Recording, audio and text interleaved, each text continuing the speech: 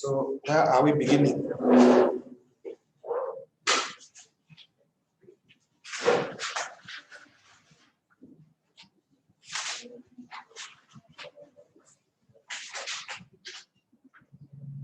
Oh, we have to do the distribution, eh?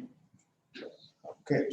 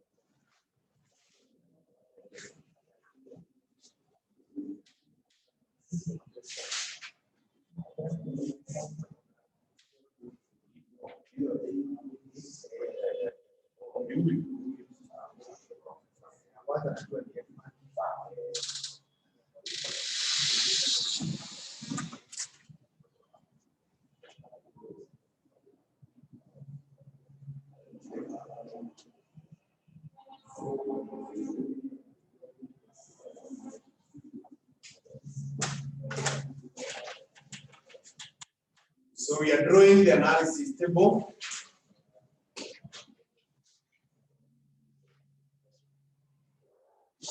The analysis table, we have new reorder point.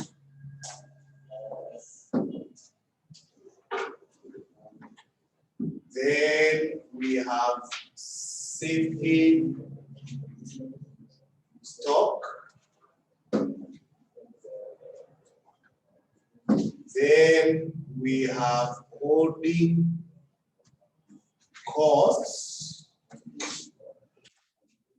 In costs.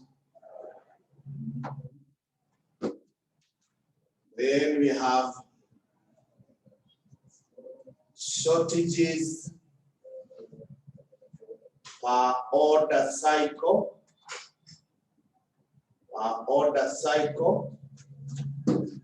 Multiplied by probability.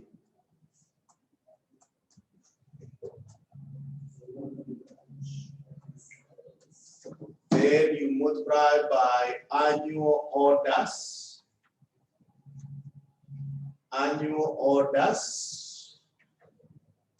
Then you multiply by unit shortage costs. You get total shortage costs.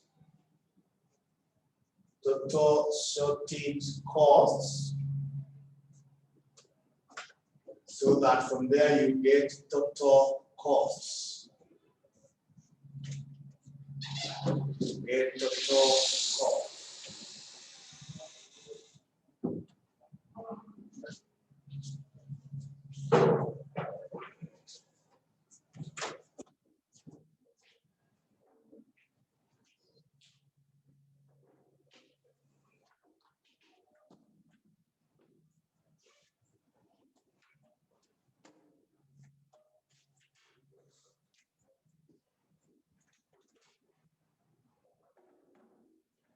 So be fast, those who are online, once you are through with the drawing, write finished.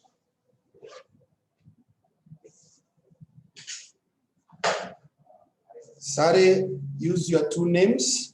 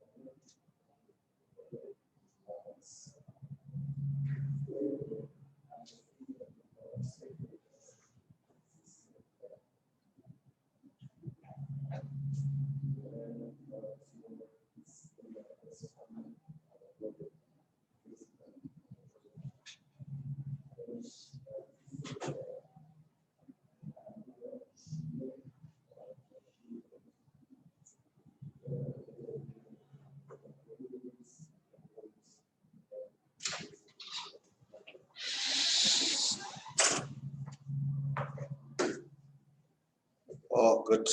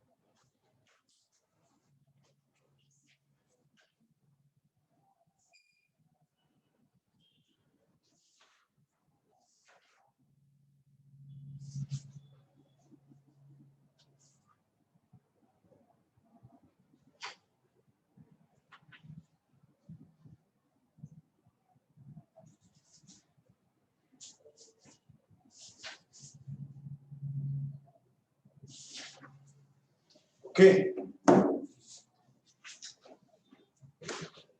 So we begin where we had said we have the current Yotta point. The current Yotta point was how many units?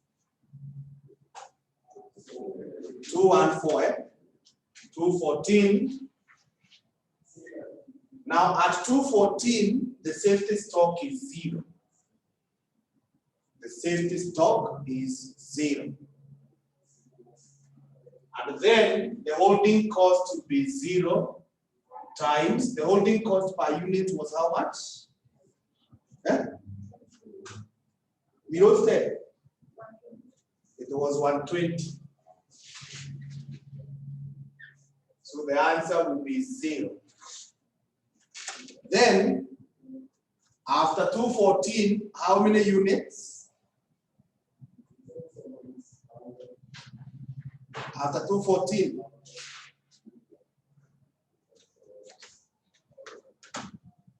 Your distribution, probability distribution that you drew.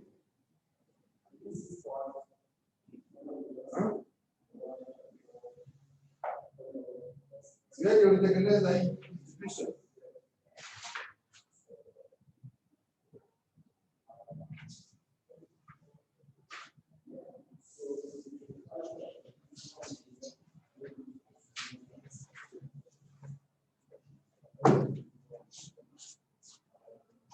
So after 214, the next distribution or the next level is 224. Can you see it? 214 in the DDLT. So if you're able to see it, it means if you got 224 customers coming and you have 214 units, you'll be out of stock of 224 minus 214. That will give you a shortage of 10 units. That will give you a shortage of 10 units. And the probability that demand can be 224 is 0.16.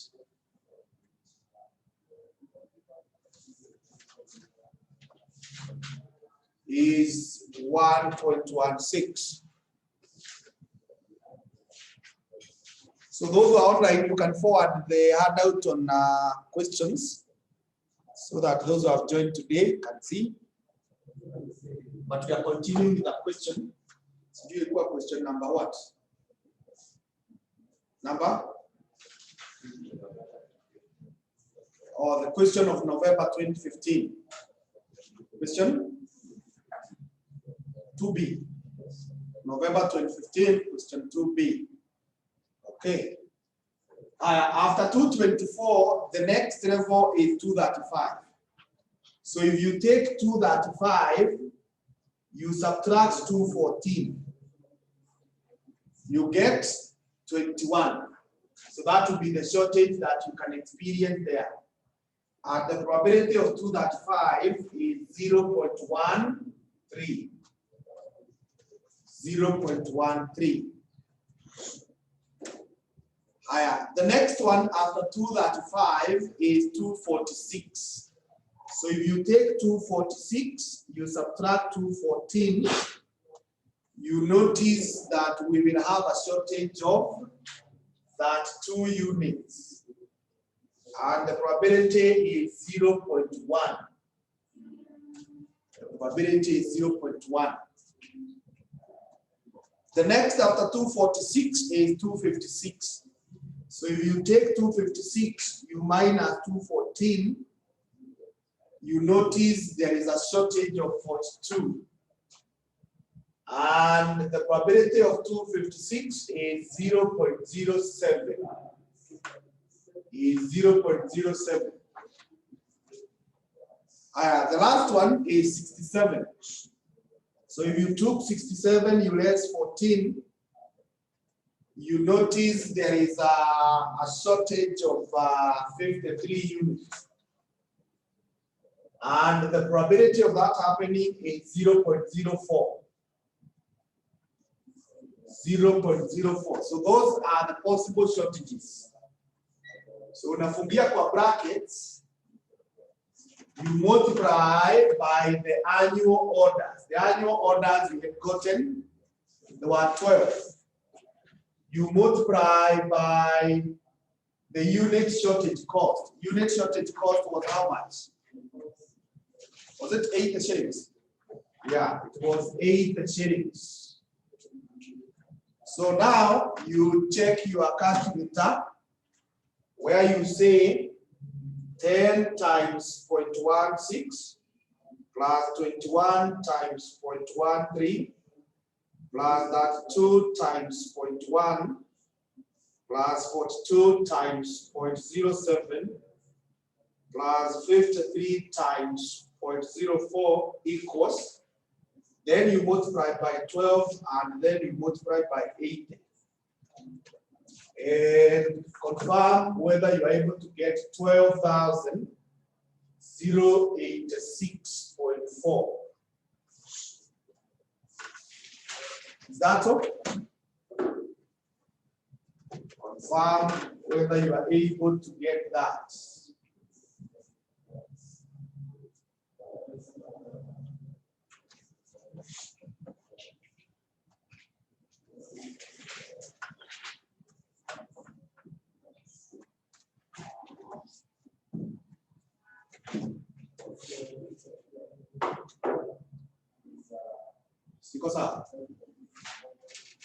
Then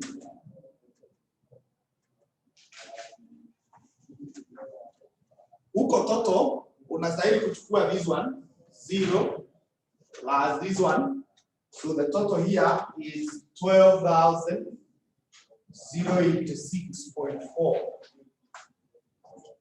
12,086.4.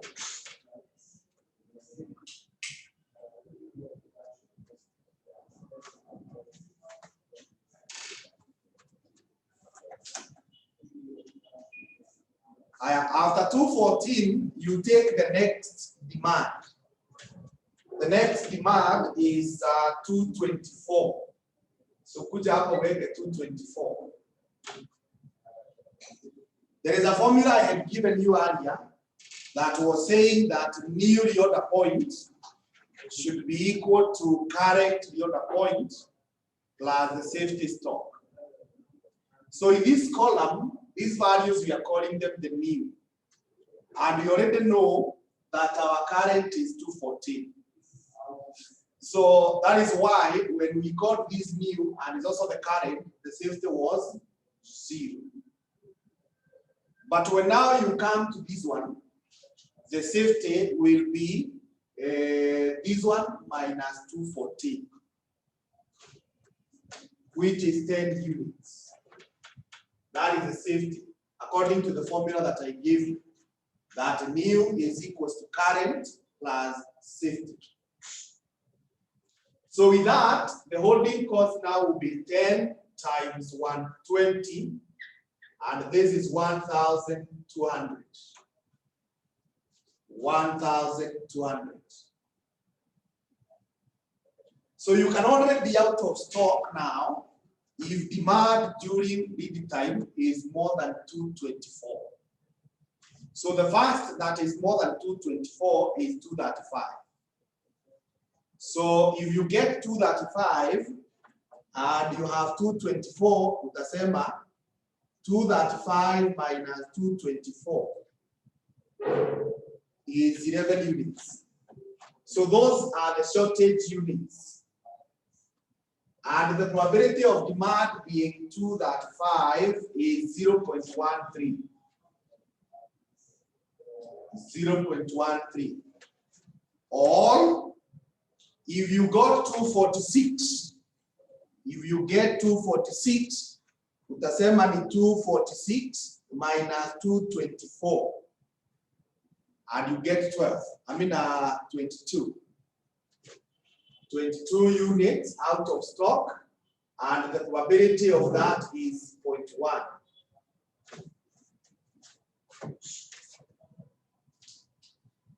The next one is if you go to 256.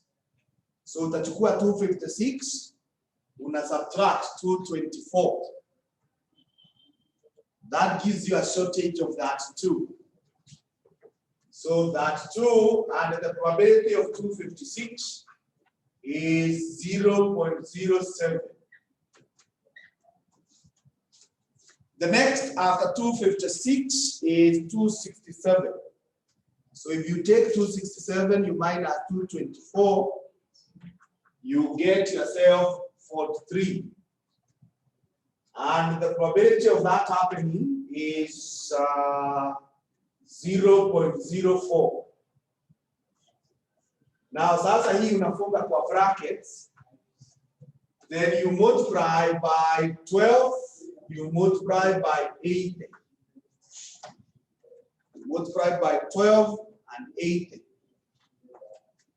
So to a calculator, we confirm 11 times 0.13 plus 22 times 0.1 plus that 2 times 0.07 plus 43 times 0.04 equals, alafu nasema times 12 times 80. So check whether you are able to record 7,286.4. Sasa hiyo 72 ongezea hii. You add 12. So if you add 1200, you will now see that your cost is 86.4. 86.4.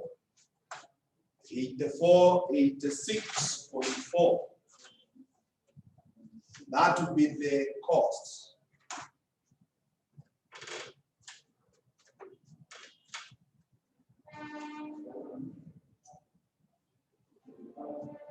So after that,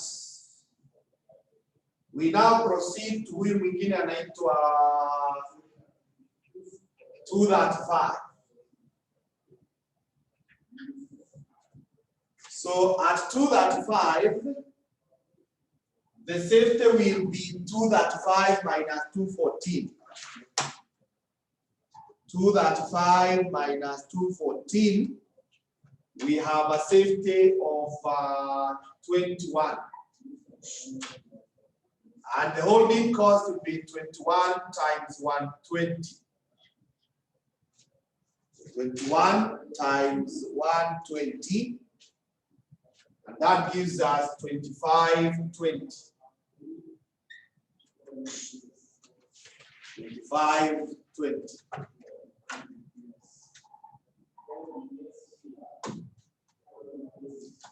You can only now be out of stock if demand is more than 235. So the first one that is greater than 235 is 246. So chukua 246 minus 235. And you get yourself 11 units. And the probability of that is 0.1. Then you say plus. Huyo mwingine after 246 is 256. So chukua 256 minus 235.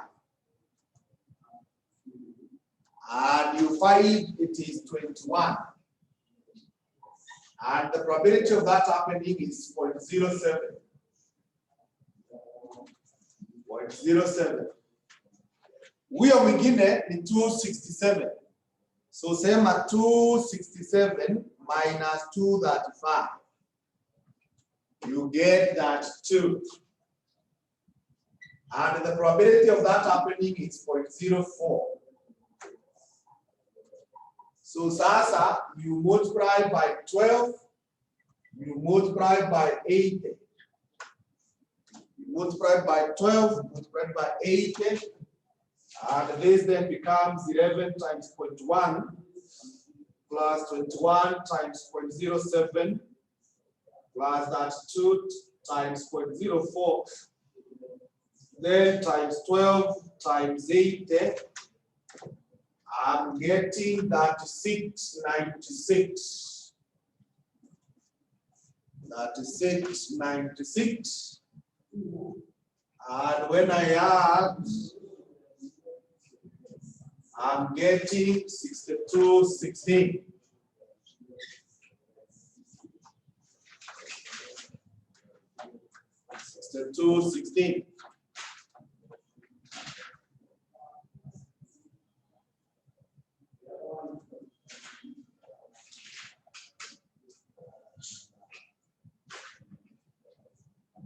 Okay.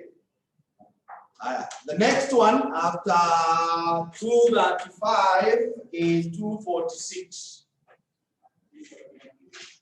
So to get the safety, utachukua hiyo 246, you subtract ile tulianza nayo 214.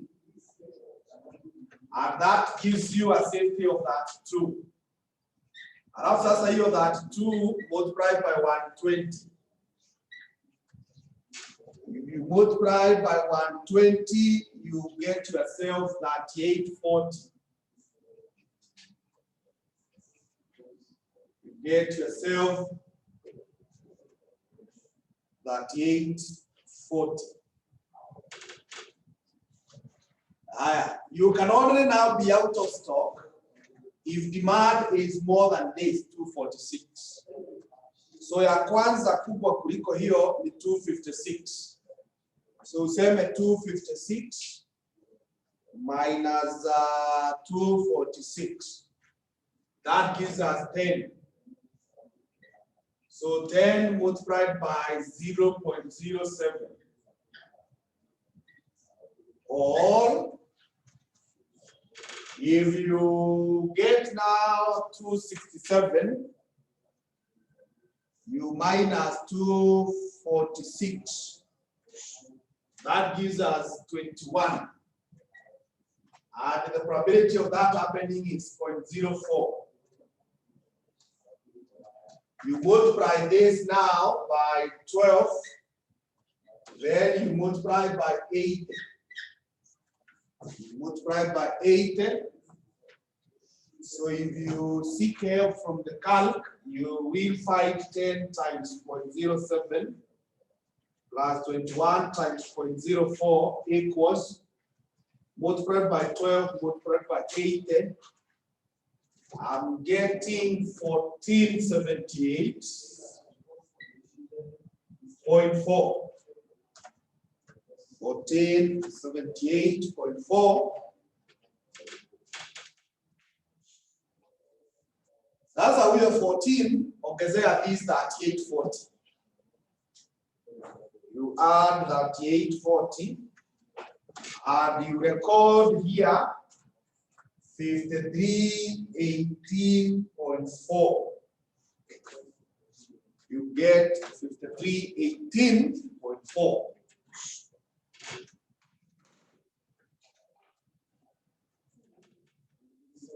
So safari bado tunaendelea. After 246, we now have 256. So 256 is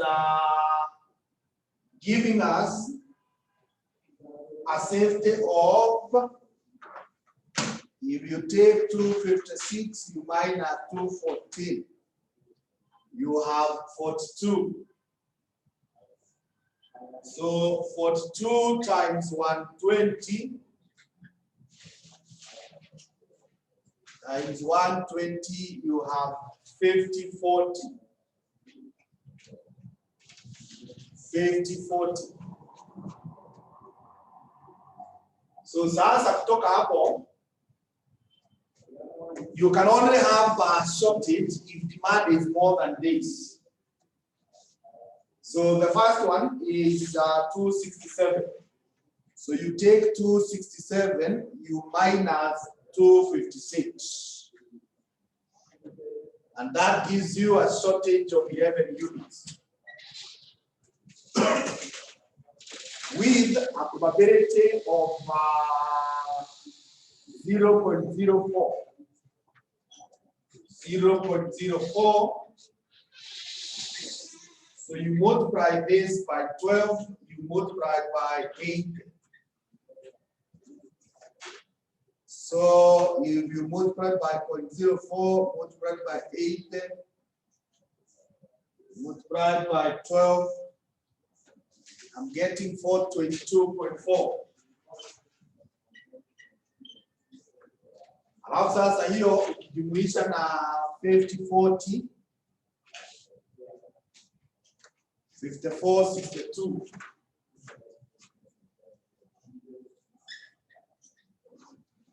54, 62.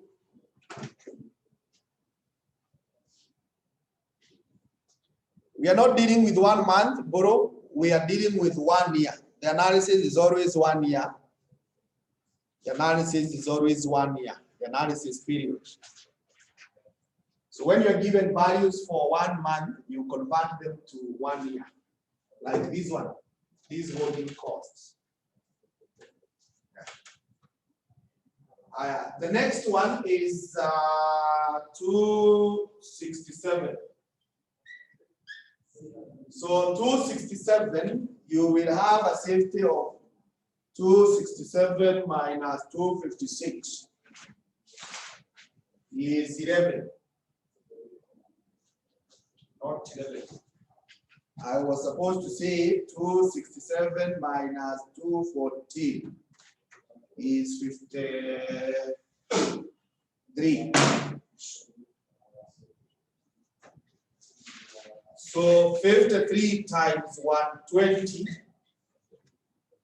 53 times 120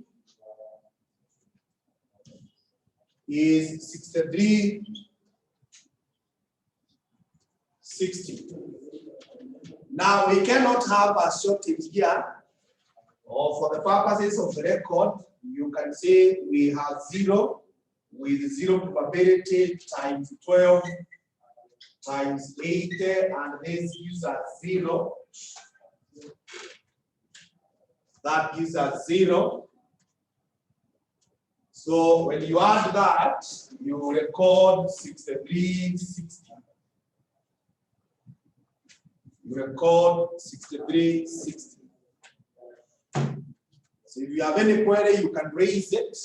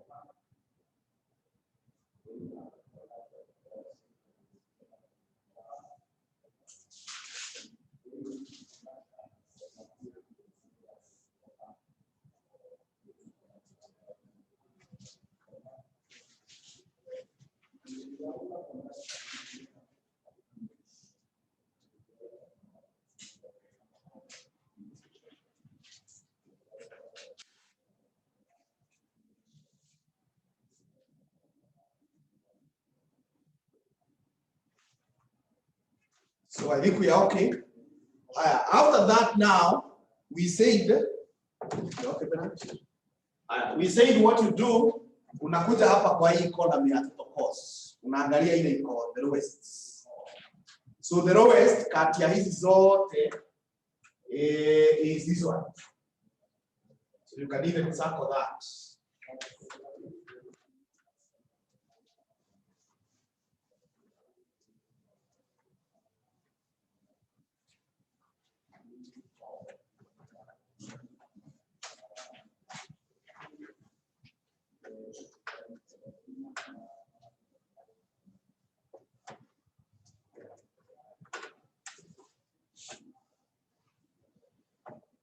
When you circle that, you proceed and now make the conclusion or the summary. And in the conclusion, there are 3 things that you need to tell us. One is optimal safety stock. Optimal safety stock. So in the optimal safety stock, what you do, you follow this one. Ile umechukua dogo, unakimbia nayo mpaka huko mwisho. You notice it has a safety of that 2.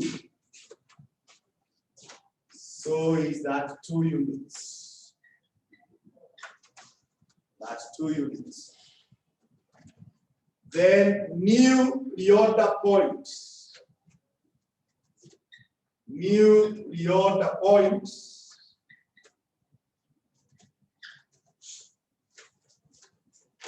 New reorder point is the one again corresponding to that, which is 246. 246 units. 246 units. And then at that juncture, you also tell us probability of stock out. Probability of stock out. So we have recommended that we will go for 246. But we are aware demand can also be 256 or 267. So if these 2 happen, when you already have recommended 246, you have a shorting. So you add the probabilities of these 2. So the probability of the first one is 0.07. Huyo mwingine is 0.04. So if you go by that, then you have 11% chances of being out of stock. Being out of stock.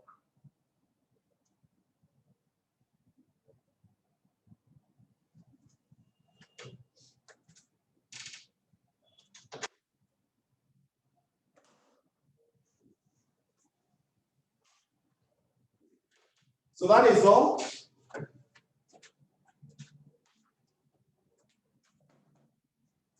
So if you are comfortable with that,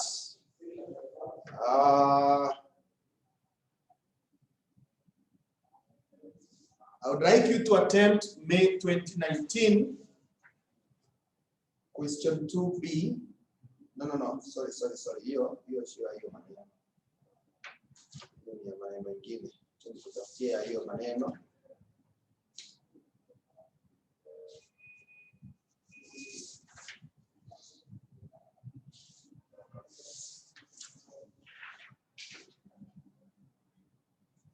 Iko na hiyo maneno ni ya November 2017.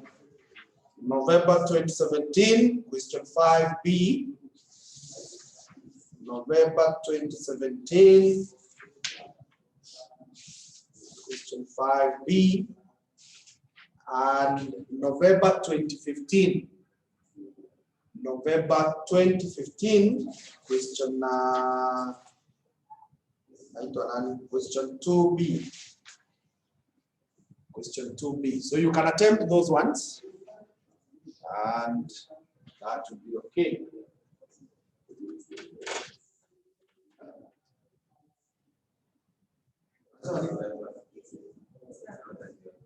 Oh, you need to go to Najibu. Hey. Let me see in the past papers kama kuna ingine pass tofauti.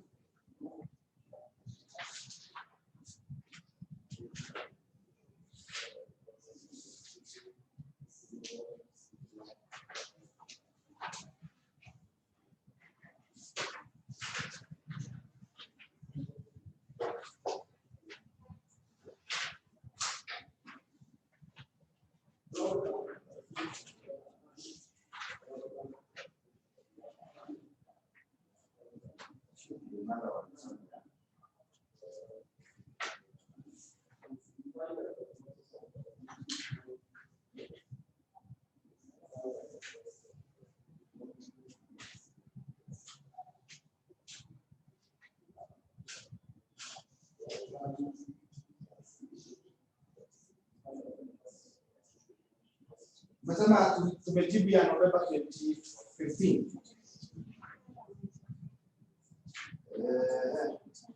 There should be another one that is very similar to that, right?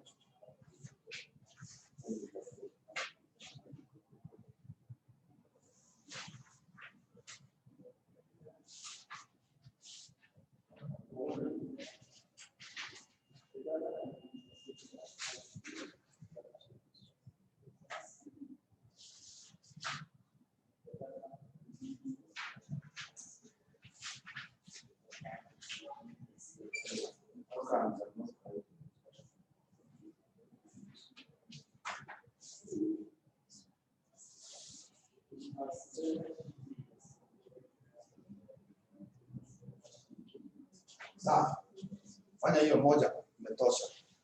I don't know why I'm not finding it, but I know there are several. Okay, so now let's look at unknown safety stock. Hiyo yenye tulikuwa tunajadili, it is where not unknown safety stock, unknown shortage costs. The one that we have just concluded on is based on where shortage costs are known, but there are also instances where shortage costs will be unknown.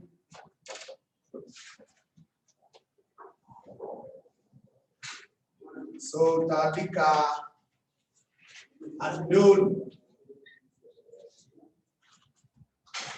shortage costs.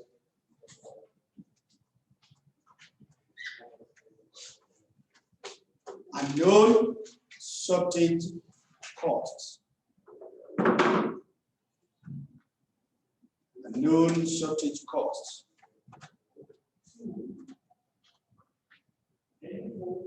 And write that if shortage cost is unknown,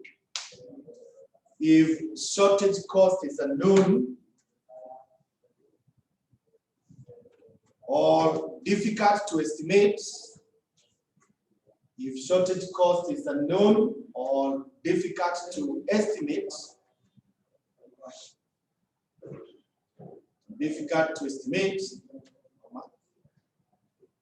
the concept of service and risk levels is used. The concept of service and risk levels is used. Service and risk levels is used. And we write service level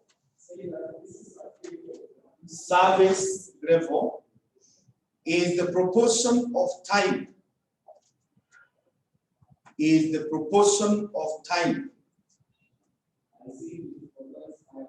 That a company is able to satisfy,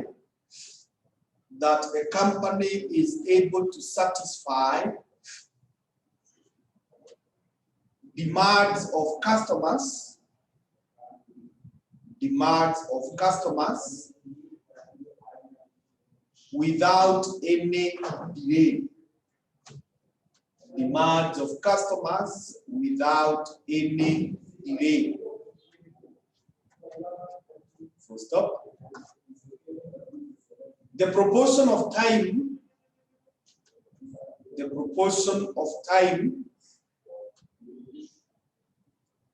within which delays can be experienced. Within which delays can be experienced in satisfying demands of customers,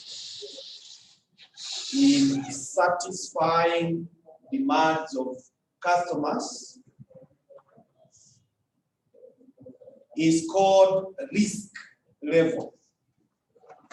It's called risk level.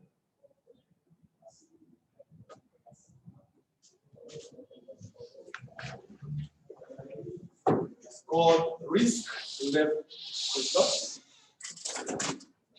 I've got a formula. Service level plus risk level. Service level plus risk level is equal to 1.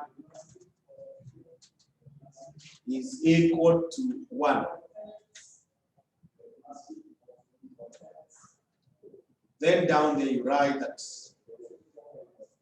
the following two methods are used. The following two methods are used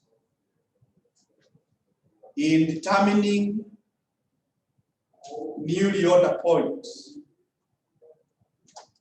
The following two methods are used in determining new reorder points.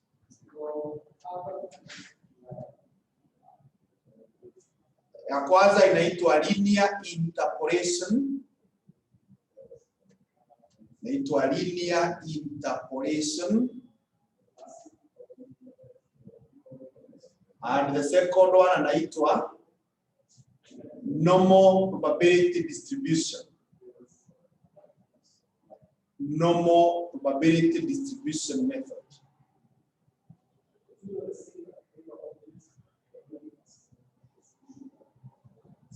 Yeah, we will go through the methods as we have our question, because they are very, very simple methods and they are methods that we are already familiar with. So get to the handouts. Question number what now? Let me see. Those who are online, you can forward the handout to those who are new.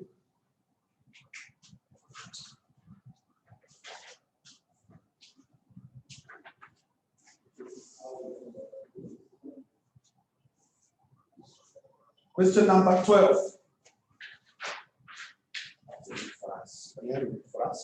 Question number 12.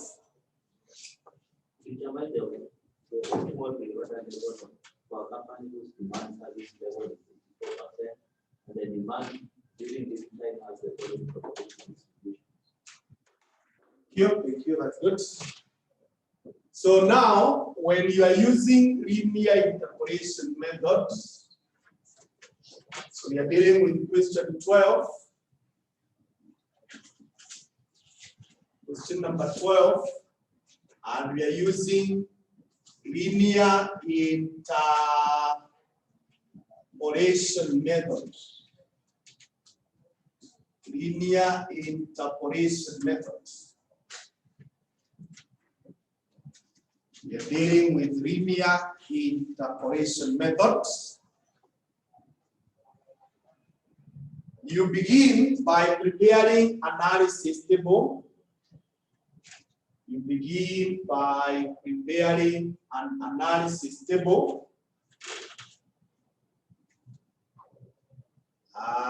Analysis table.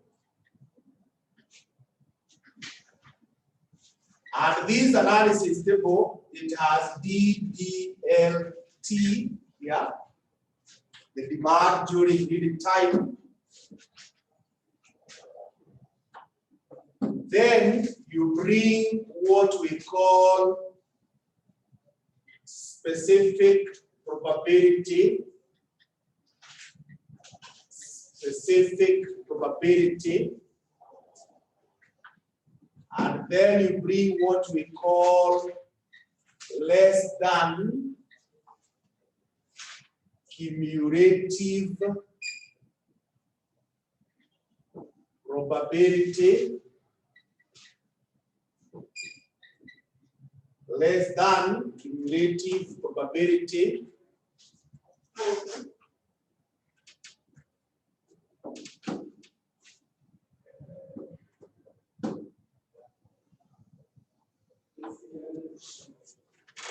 less than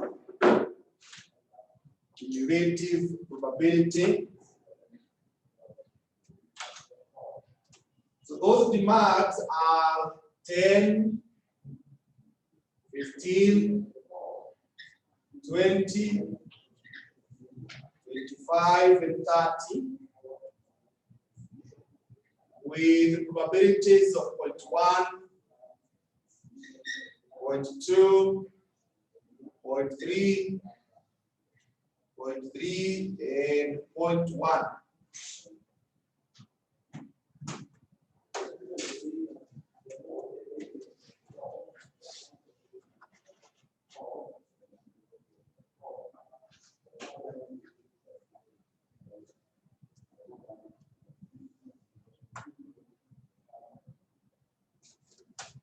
So the less than cumulative, you just cumulate like this, the normal way.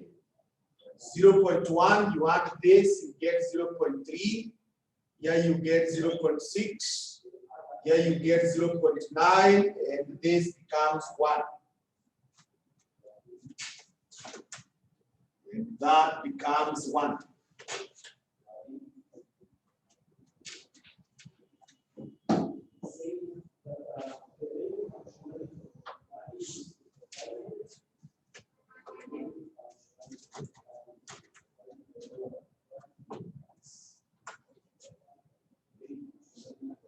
Now below that,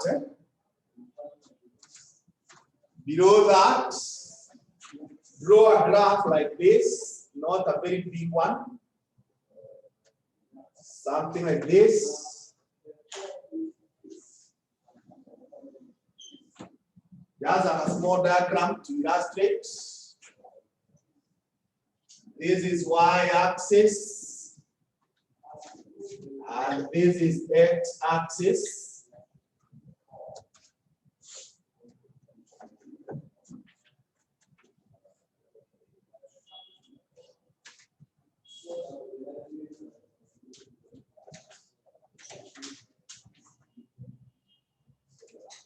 So after doing that,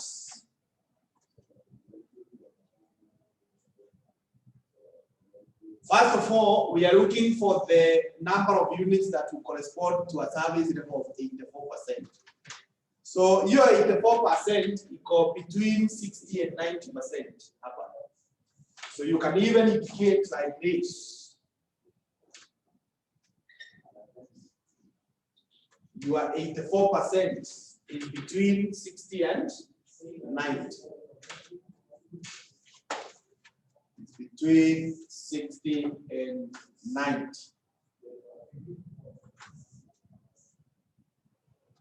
So sasa unakuja hapa close to the end of your graph, una mark hapa na hii unaita 20.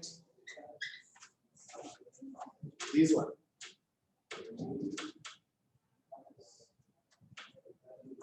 Alafu hapa karibu na mwisho, you mark there and you call it 25. You call it 25.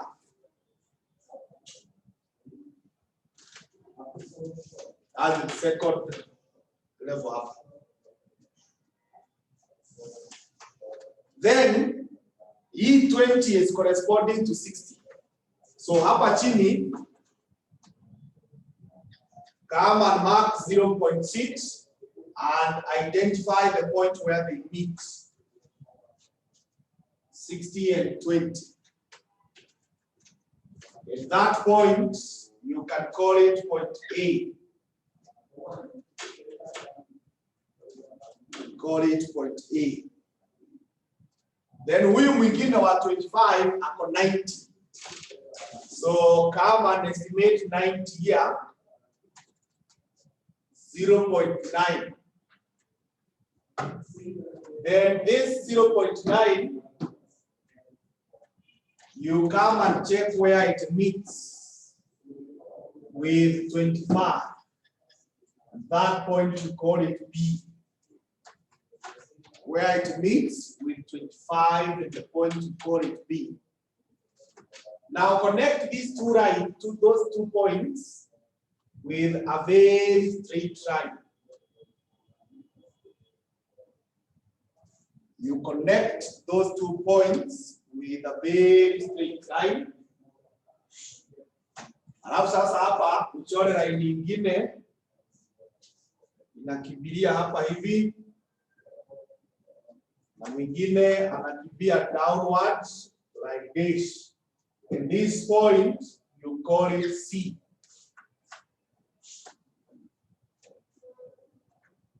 That point we call it C.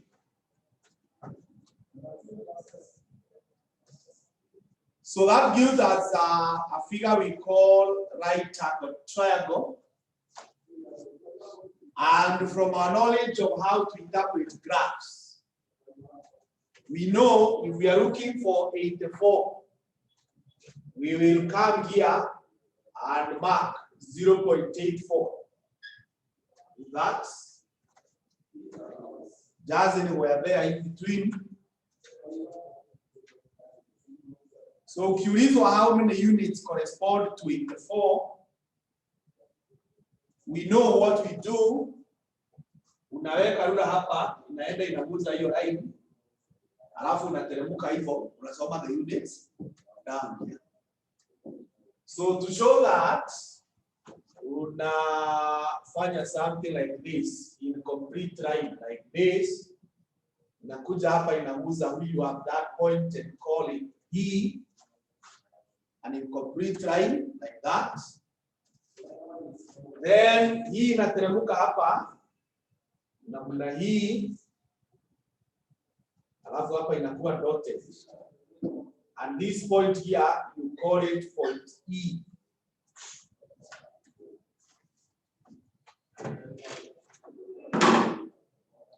You call that point E.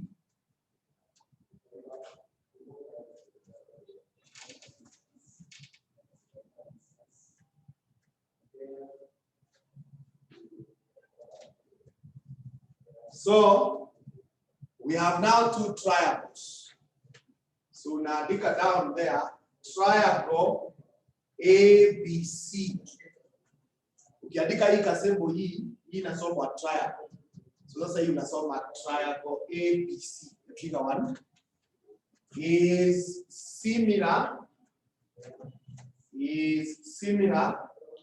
to triangle ABE. Is similar to triangle ADE.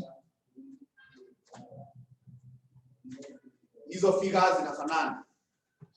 Thus,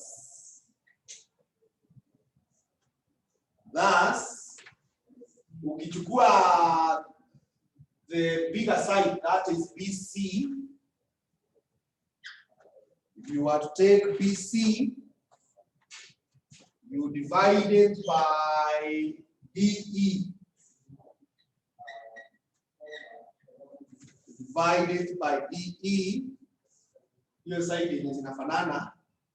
It should be the same answer with if you got a C, ukagawanya na AE.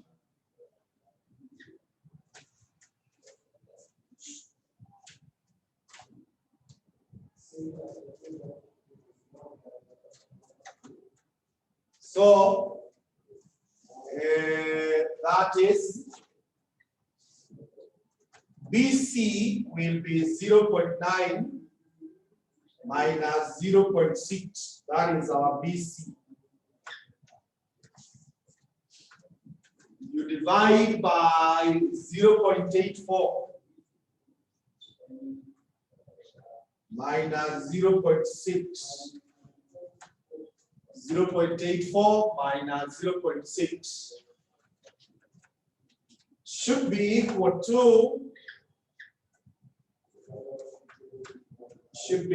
to, if you take AC, it is 25 minus 20. You divide by, now this one, this point here, let's call it X. That point where we touch X-axis, let's call it X. So when you call it X, then we'll be talking of X minus 20. X minus 20. So kutoka hapo jipange uniambie the value of X is what?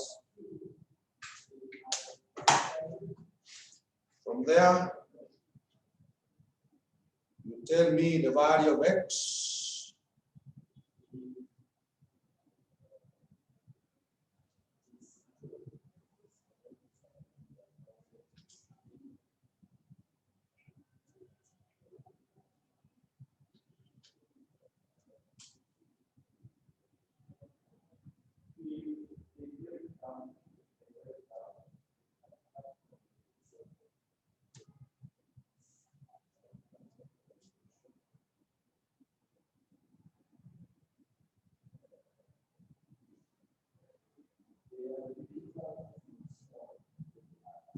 So solve there and give me the value of X.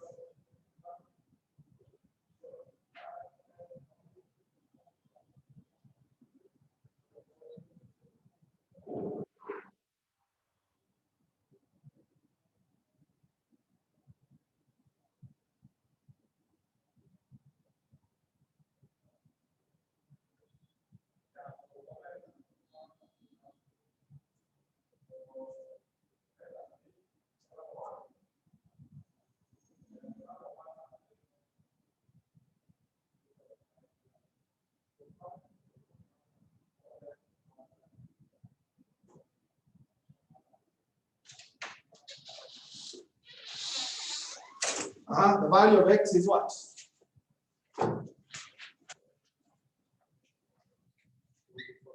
24 units. Good. Now, this 24 is the new Lyota point.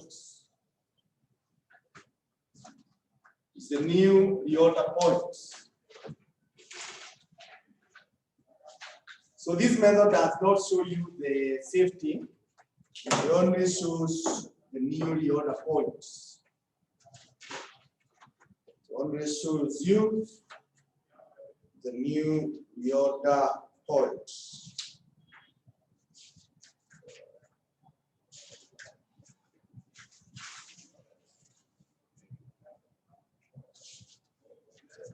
Kama tuko sawa na hiyo,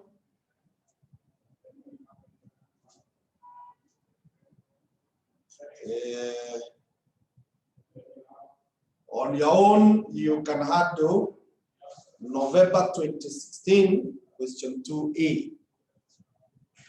November 2016, question 2A.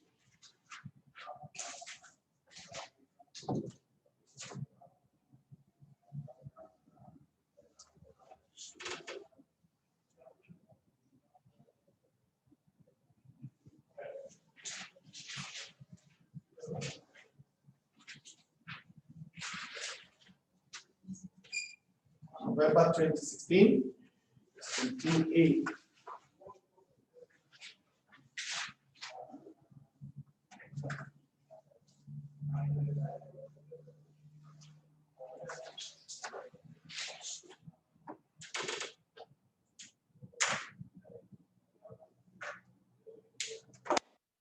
So let's now solve the same question. The same question using what we call normal probability distribution method.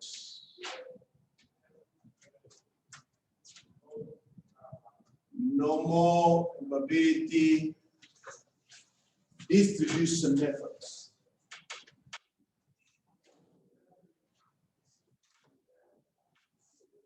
Normal probability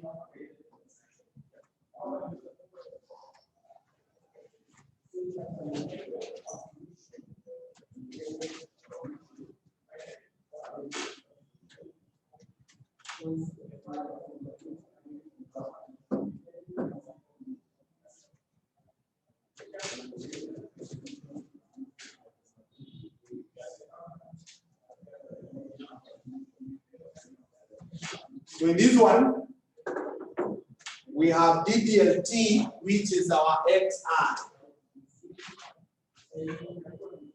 Then we have probability.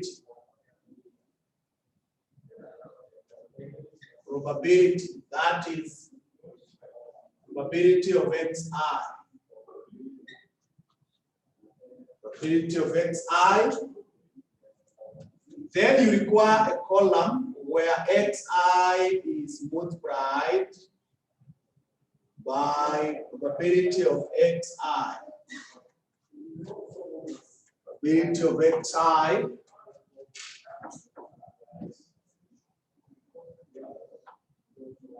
Then you will require a column XI subtracted by or reduced by X bar squared, you multiply by probability of XI. You multiply by probability of XI.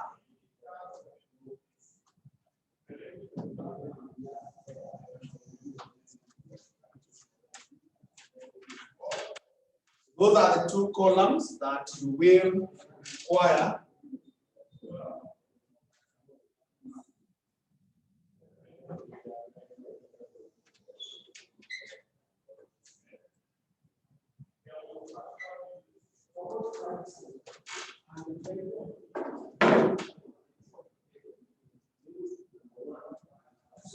So in taking the calc 10 times 0.1, I get 1 here. 15 times 0.2, I get 3. 20 times 0.3, I get 6. 5 times 0.3, I get 7.5. 30 times 0.1 is 3. So 3 plus 7.5 plus 6 plus 3 plus 1 is 20.05.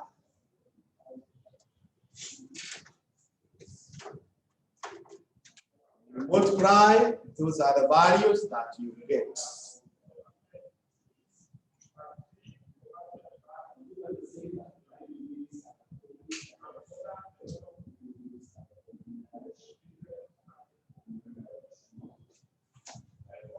Now below the table,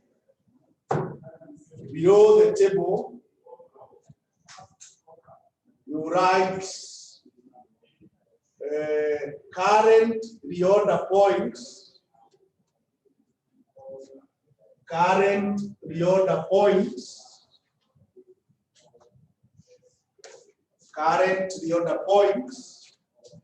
is our X bar. And the formula of getting that is sum of the Xi's. You multiply by the probability of Xi, which we have gotten as 20.5.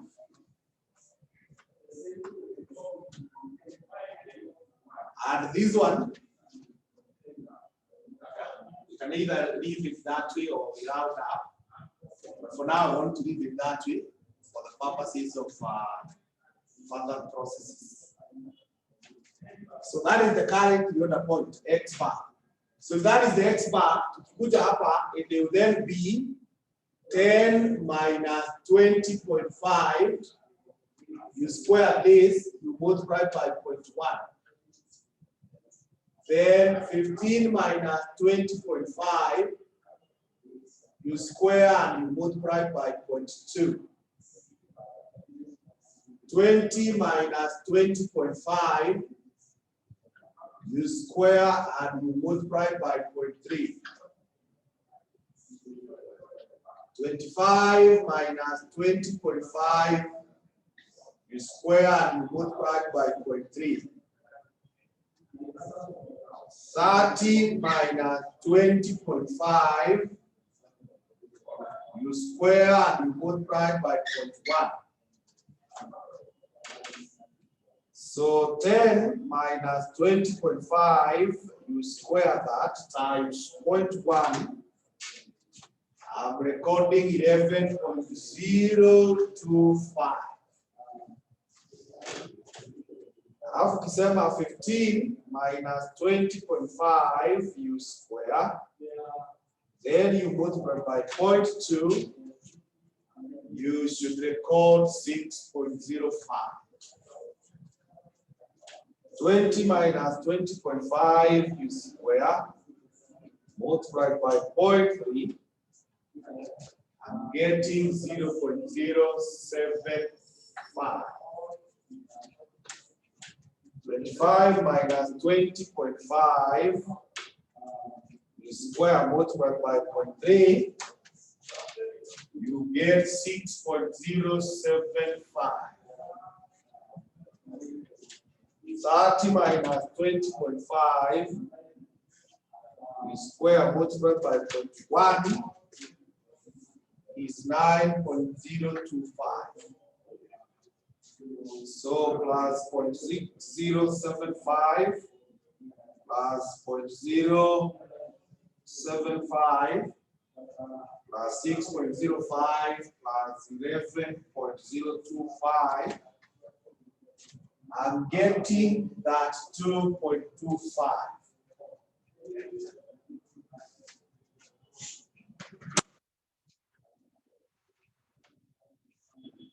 At 2.25.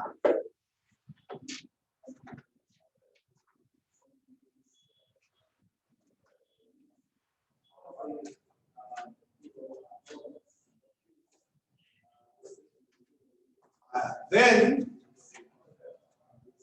variance. We are told to compute the variance. We know delta square is the sum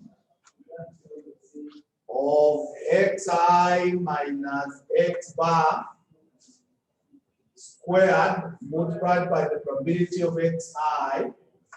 So this is the one that we have gotten as that 2.25. That is the variance. That is the variance.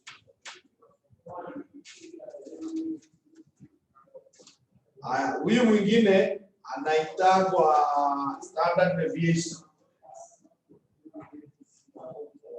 Standard deviation. Now, standard deviation is given as delta is equals to the square root of delta square. The square root of delta square. So if you are to get this at 2.25, and you get the square root of that to 2 decimals,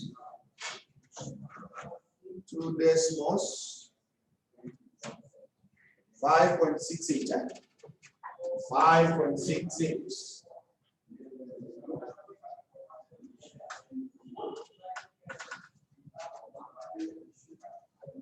The next one is new reorder point.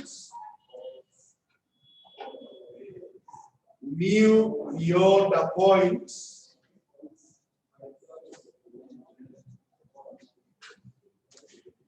New reorder point when you are in normal is given as x1 is equal to x bar plus z standard deviation.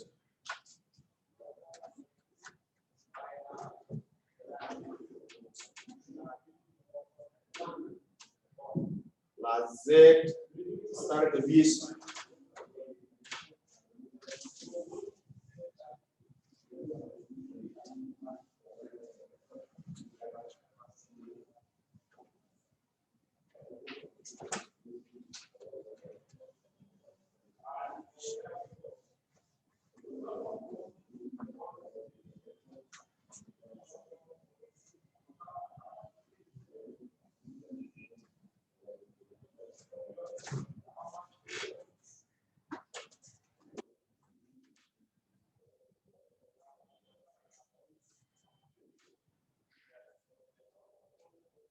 Where you remember z is supposed to be given as x1 minus x bar. You divide by what? Standard deviation.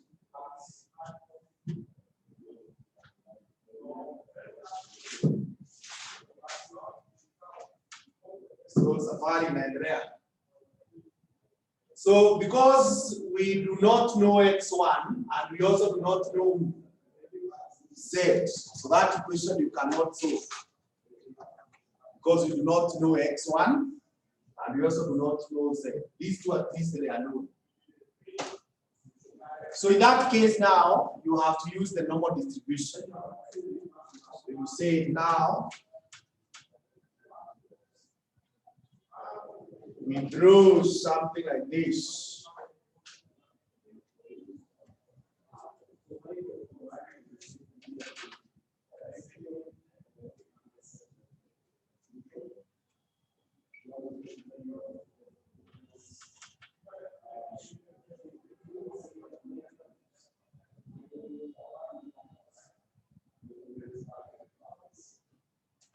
Maybe kurudi hapa tu kidogo where tumesema where. Now this ZD, this Z delta is the safety stock. It's the safety stock. Remember in the formula tulikuwa tumesema that new reorder point is the current plus the safety. It's that formula. That the new is the current plus the safety. So this then becomes the safety stock. So sasa hapa unaweka line like this, and this is our x bar, which we already know is 20.5. 20.5. Then we come and put another line here, which is our x1. Na hii ndio hatujui, hiyo ndio tunatafuta. That is the one that we are looking for. And we also know that anytime you are in a normal, standard deviation is written here. And we already know it is 5.68. Is 5.66. Now this region here, it is the risk level. Here now is your risk level.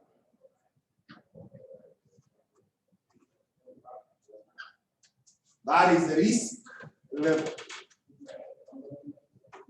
That is the probability that you can be out of stock. Alafu sasa huyu naye hapa all the way mpaka hapa, hii ndio inaitwa service level.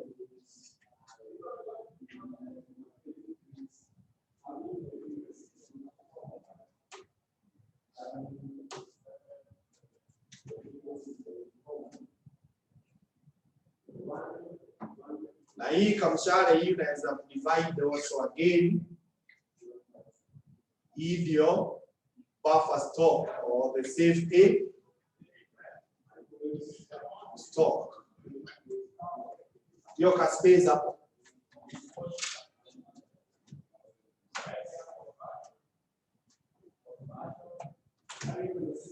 It's a safety stock.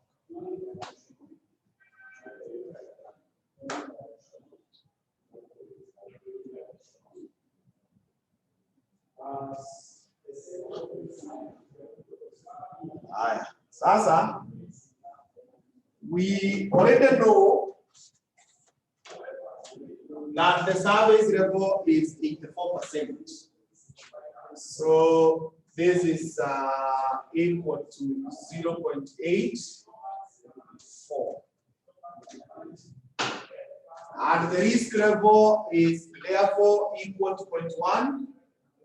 0.16, because we say when you add the two, you should get what? You should get 1. Yeah. When you add the two, you should get 1.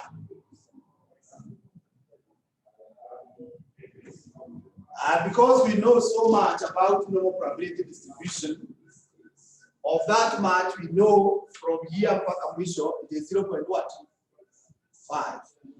And from here mpaka mwisho is 0.5. So if up to here is 0.85, ni kumaanisha hii kagapu kamebaki hapa must be 0.34. So that ukiongezea na hii 0.5 inakupea 0.84.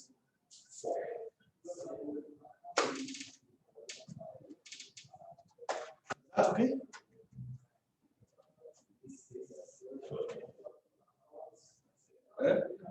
Nasema hivi, hii normal probability distribution kuanzia hapa katikati mpaka mwisho inakuwa 0.5.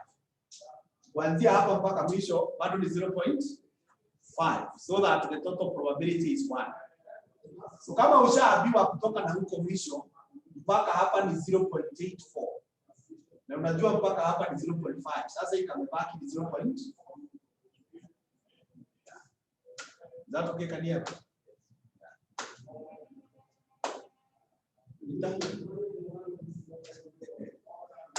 Okay. So sasa these values we know zikuwa zinasomwa kwa normal tables. So chukua your normal tables. Go to the normal tables. So that from there now you tell us from the tables.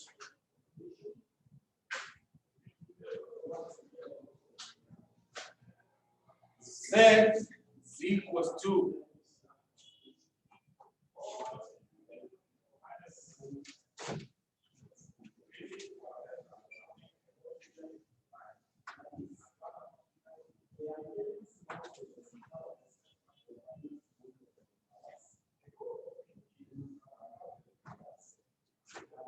from the tables, you are there. So utaingia huko ndani kwa tables, utafute 0.34. After 0.34, you may not get it exactly, but you pick the one that is closest, either slightly above or slightly below. Hiyo table yenye imeandikwa normal curve. There are two tables. Kuna moja imeandikwa standard na nyingine imeandikwa normal curve.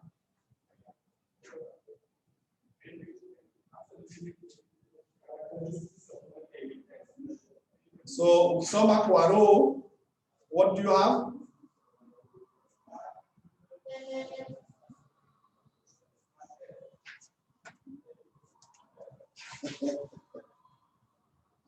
My friends, what do you have? 0.99.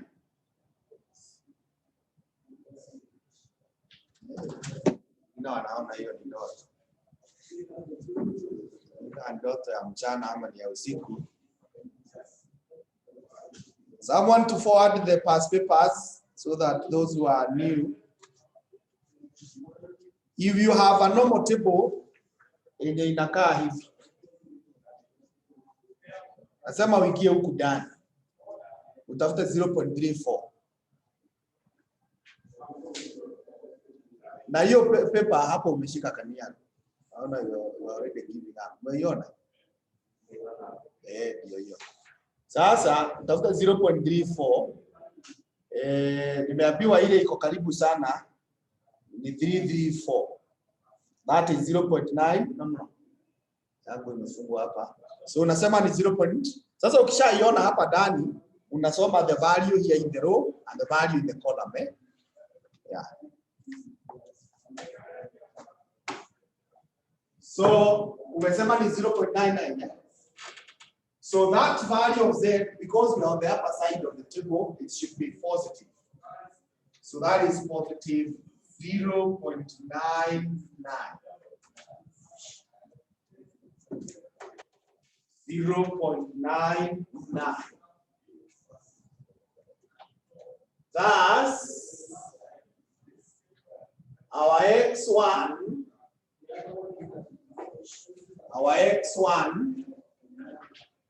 is X bar is 20.5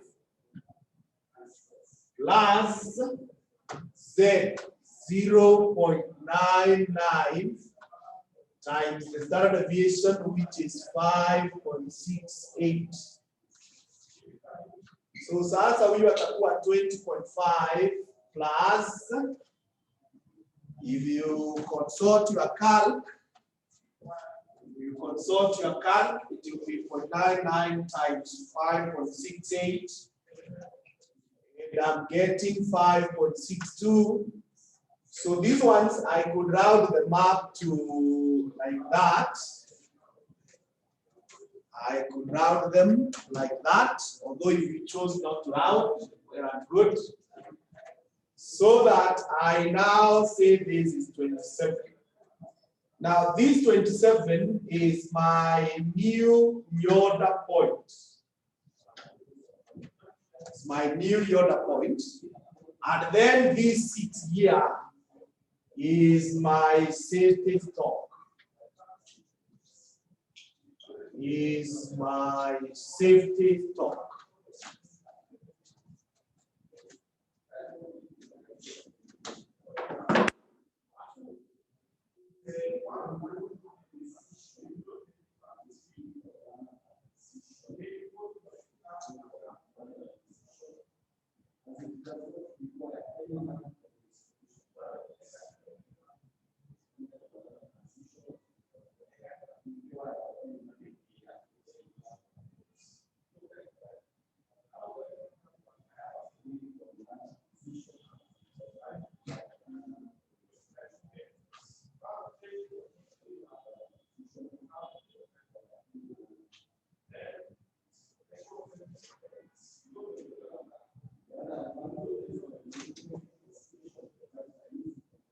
So we are okay with that, eh?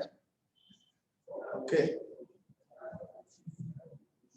So I would like you to use the question I had given you earlier, the one of the past papers. Ukishamalizana na linear interpolation, you solve it using normal probability distribution.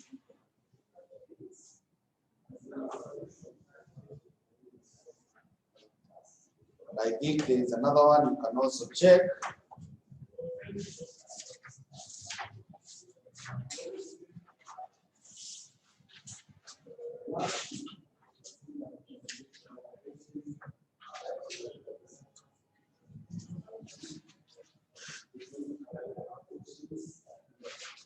September 2015.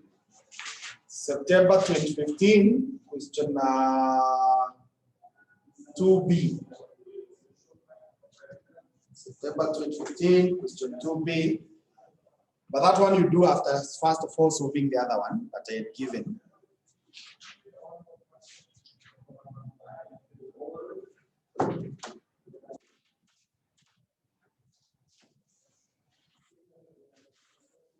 The next one now is called marginal analysis.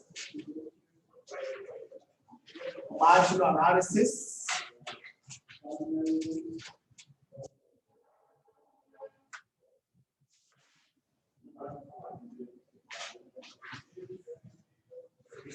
Marginal analysis.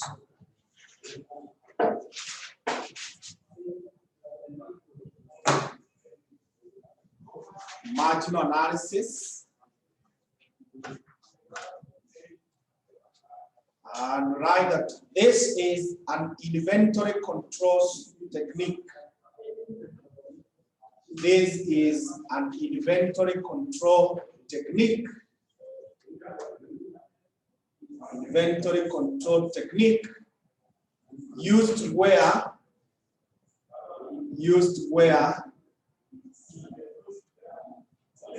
items perish.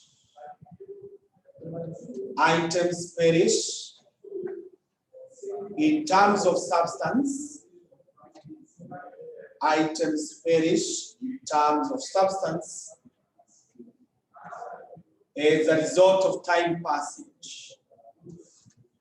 As a result of time passage.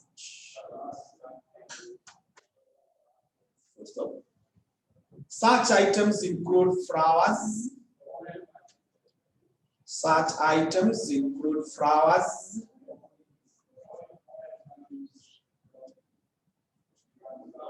groceries,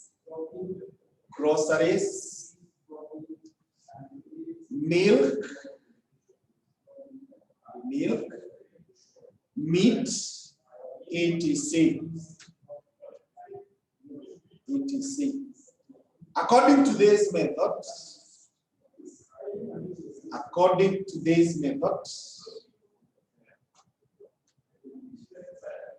an extra unit should only be ordered for. According to this method, an extra unit should only be ordered for as long as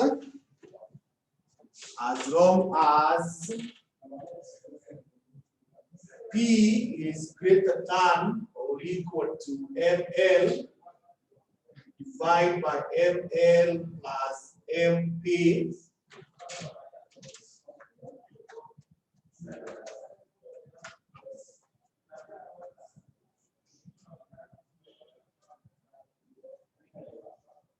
Where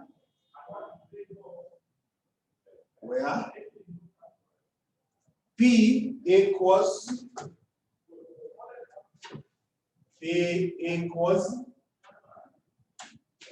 probability that demand is greater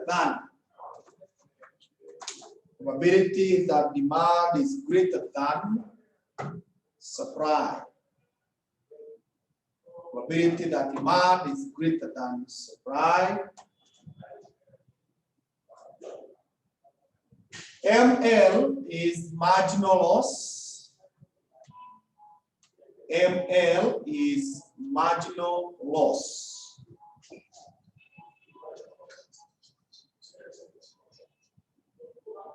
MP is marginal profit. MP is marginal profits. Marginal profits. Yeah, so we will stop there for today. You can see it's time. Then we pick up from there in the next lesson. And remember, this coming Sunday, we have a lesson from 6:30 to 10. From 6:30 to 10, so that we are able to cover as much. So thank you so much. See you in the next lesson. Borrow not up to 9, but up to 10. Up to 10. Yeah, I also go to church, and I'm a serious member of our church. So let's try to go up to 10. Just for a few Sundays. Just for a few Sundays, let's sacrifice kidogo.